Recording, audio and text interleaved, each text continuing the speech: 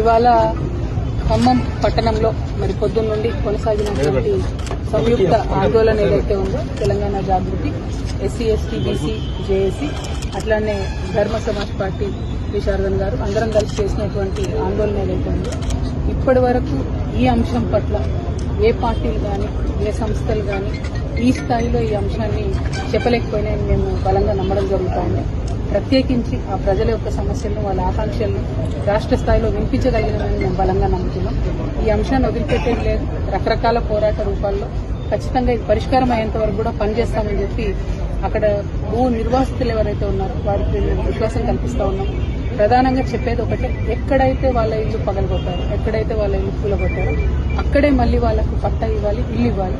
ఎందుకంటే అది ప్రభుత్వ భూమి కాదు, అది భూదాన్ భూమి. భూదాన్ భూమి అంటేనే పేదలకు పంచే భూమి కాబట్టి అక్కడే ఇవ్వాలన్న మెయిన్ డిమాండ్తోని మా పోరాటం కొనసాగుతూనే ఉంటుంది. అది వివిధ రూపాల్లో ఉంటుంది.